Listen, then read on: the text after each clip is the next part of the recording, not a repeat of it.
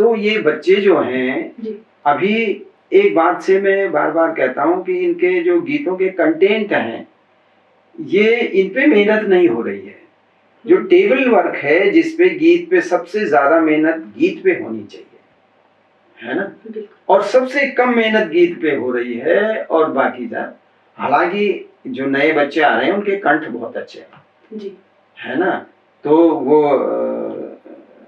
सुरीले हैं, ऐसा नहीं, लेकिन उनका जब कंटेंट सुनो तो वहां पे लगता है यार कि इसमें कहीं गीत वाली बात भी तो आनी चाहिए। और फिर एक ही पक्ष है उनके गीतों का कि जो लगातार ढकचक ढकचक ढकचक ढकचक ढकचक, बट वो सोचते हैं कि अगर किसी गाने में डांस नहीं तो वो गीत नहीं। बिल्कुल, है ना।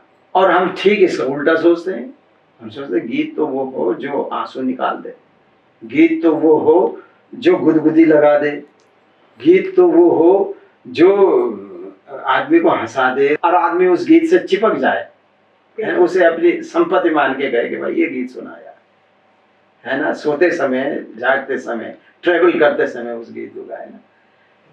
हम ये मानते हैं, लेकिन वो ही मानते हैं कि जब तक ब्याह शादी में आप नाचे नहीं तब तक वो गीत ही नहीं है। तो अपनी अपनी समझ है, अपनी अपनी सोच है। देखिए दिल पे असर शब्द करते हैं, ढकचक ढकचक ये तबला ढोलक नहीं करेंगे दिल पे असर। आदमी को रुलाएगा तो उस गीत के शब्द रुलाएंगे, आदमी को हंसाएगा तो उस गीत के शब्द करेंगे, हंसाएंगे, आदमी पे गुदगुदी लगाएगा, प्रेम की अनुभूति जगाएगा तो उस गीत के शब्द जगाएंगे। और उन शब्दों पे मेहनत नहीं हो रही है ना, बस सीधे उठाया अपना पट मिलाया और चले स्टूडियो में गालियां आने और फिर। अब आज जब तक आप भाव नहीं है आपके गीत में तो लोग जुड़ेंगे कैसे उससे, है ना। लेकिन आजकल मापदंड हो गए व्यूअर्स, अगर आपके मिलियंस व्यूअर्स हो गए हैं तो आपको लगता है आपका गीत सफल हो गया,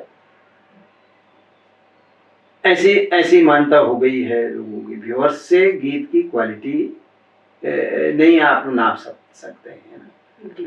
अगर गीत में, गीत तो ये होने चाहिए। आज अगर मेरे गीतों को अंग्रेजी में अनुवाद हो रहे हैं, अभी अंग्रेजी में एक पुस्तक छपी है मेरे गीतों को अंग्रेजी में ट्रांसलेट कर, हिंदी में ट्रांसलेशन हो रहा है इसका, है ना, मेरे गीतों का ट्रांसलेशन हो रहा है। एक चंडीगढ़ के एक सुंदयाल जी ने किया है मेरे गीतों का ट्रांसलेशन, उनकी एक किताब छापी है उन्होंने नरेंद्र गीतिका के नाम से।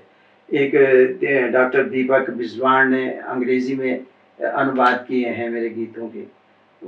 और मेरे गीतों की जो किताबें हैं उनके 2-2 संस्करण छप चुके हैं, लोग उनको बिक चुके हैं। लेकिन जो आजकल बच्चे गा रहे हैं उनका क्या हो रहा है, उन गीतों पे कितना, वो संपत्ति है हमारे समाज की, वो गीत हमारे समाज की संपत्ति है, हमारे कल्चर, हमारे संस्कृति की संपत्ति है वो। लेकिन आपके गीत कहाँ आ रहे हैं उसमें, कोई उठा रहा है आपके गीतों को कि भाई इसका यार अनुवाद करना है, ये तो बहुत वैसा गीत है, इसके अनुवाद अंग्रेजी में हो, हिंदी में हो, दूसरी भाषाओं में नहीं हो रहा ना। तो वजह यही है कि आप शब्दों पे मेहनत नहीं कर रहे हैं, आप गीत पे मेहनत नहीं कर रहे हैं। तो मेरा तो हर नए बच्चों से यही अनुरोध रहता है कि सबसे ज्यादा मेहनत भाई गीत पर करो। केवल स्टूडियो में जाने की, माइक पे जाने की जल्दबाजी मत दिखाओ, गीत पे मेहनत करो। और जब गीत फर्स्ट क्लास हो जाएगा तो फिर वो गीत कालजयी हो जाएगा। तो अब आजकल के बच्चे में उतावलापन ज्यादा है ना। और मैं जब कैसेट का जमाना था तो एक साल में एक कैसेट बनाता था, है ना। आप देखिए मैंने बहुत कम कैसेट होंगे, लेकिन मेरी हर कैसेट का गीत लोगों को पसंद आता। आपका पहला गाना भी आज उतना ही गाया जाता है। है ना।